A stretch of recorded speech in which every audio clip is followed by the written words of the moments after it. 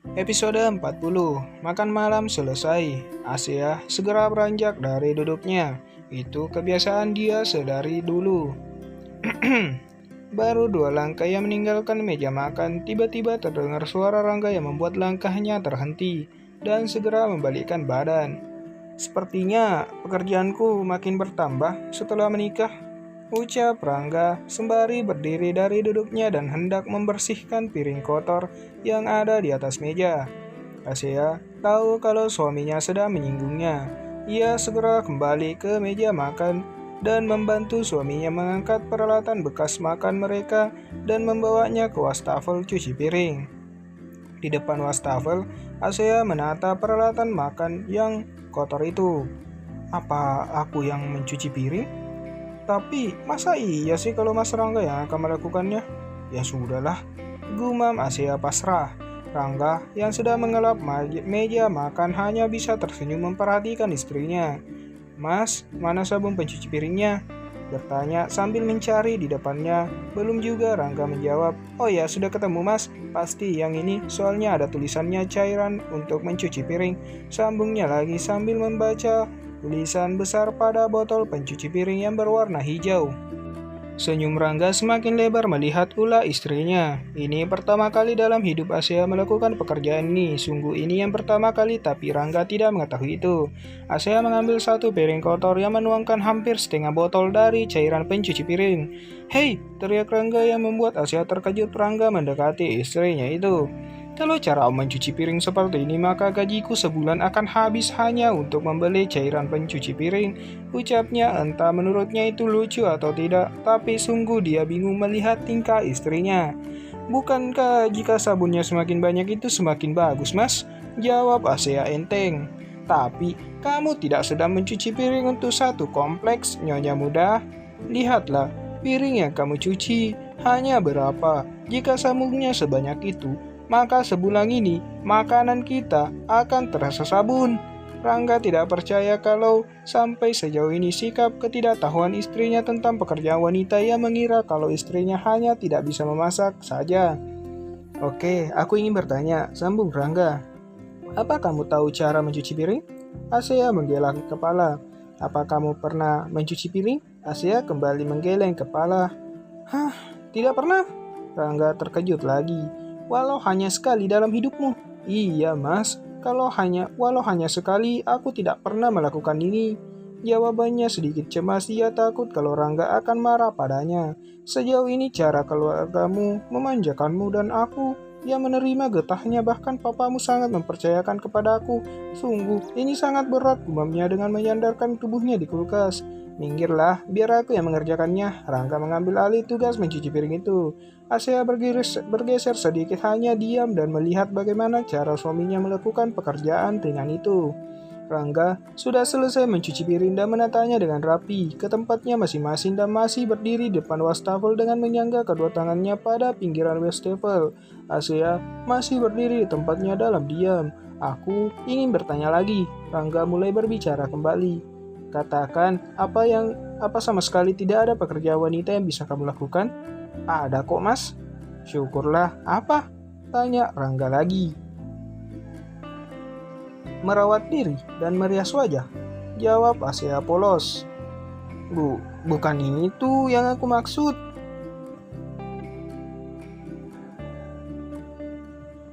Tapi itu kan pekerjaan wanita mas. Oke, selain itu, maksud aku seperti masak, atau buat kue, cuci pakaian, atau apa saja yang berhubungan dengan pekerjaan wanita. Asia menggeleng kepalanya. Tidak ada. Rangga kembali terkejut. Asia hanya menganggukkan kepalanya. Iya mas, tidak ada. Oh Tuhan, jodoh seperti apa yang engkau kirimkan padaku? Gumamnya sembari mengentuk-kentukkan jarinya pada pinggiran wastafel. Aku pikir kamu tidak pernah melakukan apa-apa untukku karena kamu memang tidak menerima pernikahan ini. Tapi ternyata aku salah. Ucapnya lagi yang masih bingung. Ternyata ada wanita seperti ini di dunia yang tidak bisa melakukan apa-apa. Rangga melirik sebentar pada istrinya. Dek, Wanita ini meneteskan air mata. "Hei, kamu kenapa? Kenapa menangis?" Rangga semakin bingung menghadapinya. "Aku memang tidak bisa melakukan apa-apa. Lalu, apa mau Mas? Ingin menceraikanku?" ucap Asea yang air matanya sudah bercucuran deras. "Hah? Apa kamu bilang? Jangan pernah katakan itu lagi di hadapanku." Rangga berkaca pinggan di depan Asea. Rasanya dia ingin memarahi istrinya yang dengan santainya mengucapkan kata cerai. Kembali menyangga kedua tangannya ke pinggiran wastafel. "Aku sudah berjanji, ketika aku menikah, maka dia adalah wanita pertama dan terakhir dalam hidupku. Aku akan bersamanya sampai ajal yang memisahkan," sambungnya. "Walau Mas tidak mencintainya." "Kasihan sekali wanita itu." Asea menyandarkan tubuhnya ke pintu kulkas dan mengusap air matanya. "Aku mencintainya?" tegas Rangga sembari berjalan keluar meninggalkan Asea. Kali ini giliran Asea yang terkejut. Menghentikan sejenak langkahnya dan menoleh ke samping agar Asea bisa mendengar suaranya yang masih berdiri di depan kulkas. Itu pun jika dia ingin belajar menjadi istri yang baik, karena semua yang dia lakukan akan menjadi tanggung jawab suaminya di akhirat kelak. Beritahu kepadanya, tolong bantu suaminya untuk hidup kekal di surga bersamanya, ucap Rangga. Rangga kembali ke kamar mengambil wudhu dan berangkat ke masjid untuk melaksanakan sholat isya berjamaah. Karena azan sudah berkumandang, Asea duduk di kursi meja makan dan terus memikirkan ucapan-ucapan suaminya yang seperti membuat hatinya bergetar. Entah apa yang dia rasakan saat ini, hanya dia yang mengetahuinya. Rangga kembali dari masjid, langsung masuk ke kamar, tapi tidak mendapati istrinya. Segera ia ke dapur dan melihat istrinya yang duduk melamun di meja makan. Sejak tadi ia duduk di sana, terus memikirkan ucapan suaminya hingga ia tidak sadar kalau suaminya sudah kembali dari masjid. "Hei, kenapa melamun di sana?" Rangga mengagetkan Asea. Mas, sudah pulang?" Asea berdiri dan mendekati suaminya. Langsung saja ia mengambil tangan suaminya yang baru kembali dari masjid dan mencium tangan itu. Dek, Rangga terkejut melihat perilaku istrinya. Istirahatlah Mas, besok Mas akan bekerja," ucapnya sangat manis yang membuat Rangga semakin bingung. Baru saja ia menangis, sekarang bertingkah manis, gumamnya. Di dalam kamar, Asea membuka koper dan hendak menyusun pakaian dan pakaian suaminya ke lemari. Apa yang masuk ke dalam tubuhnya?" Gumam Rangga. Dia mengamati sikap istrinya. "Oh iya Mas, besok Mas pakai seragam apa? Yang mana? Aku akan siapkan," tanya Asea sembari menyusun terlebih dahulu pakaian suaminya ke dalam lemari. "Jadi dia berubah dalam waktu hitungan menit? Syukurlah," gumam Rangga lagi dan mendekati istrinya.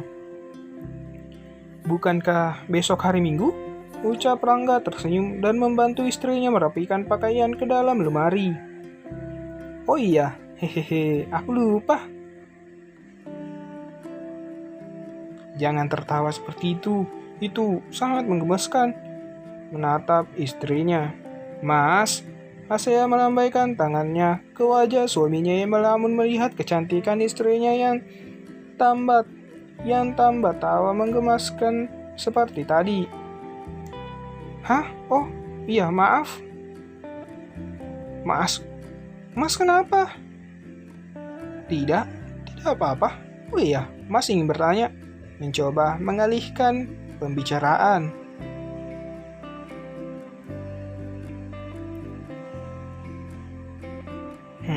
Sejak tadi Mas memang bertanya.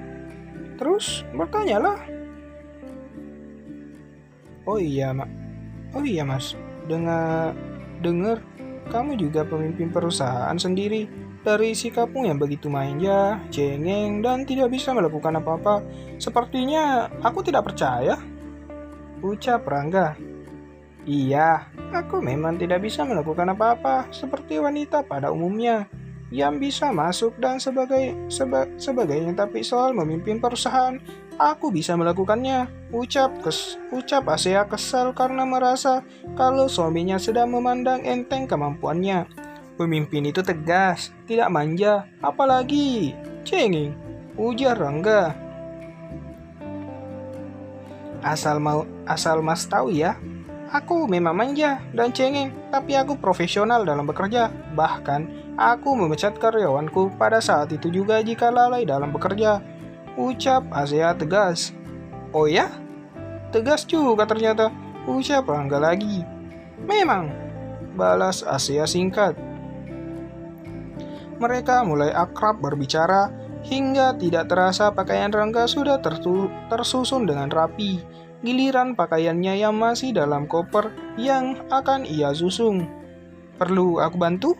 Kamu kan sudah membantu menyusun pakaianku, tawaran Rangga. Tidak usah mas, soalnya pakaian wanita. Aku malu. Kenapa malu? Aku kan suamimu, ucap Rangga. Dek. Giliran Asea yang terkejut. Jawab Asea singkat. Rangga membuka koper milik istrinya dan hendak membantu istrinya menyusun pakaiannya.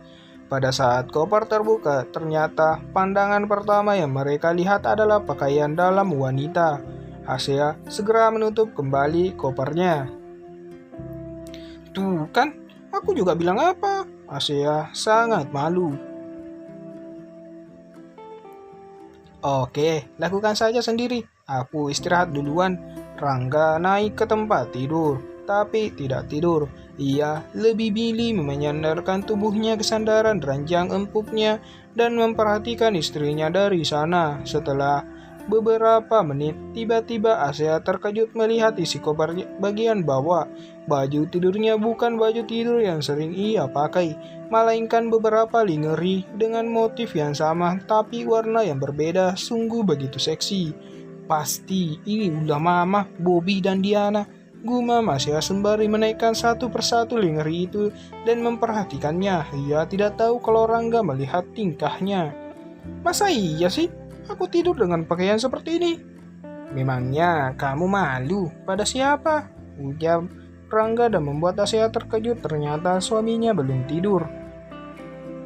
Setelah selesai dengan pekerjaannya, Asea kembali berpikir bagaimana dia tidur dengan pakaian seksi begitu yang separuh dadanya pasti akan terlihat.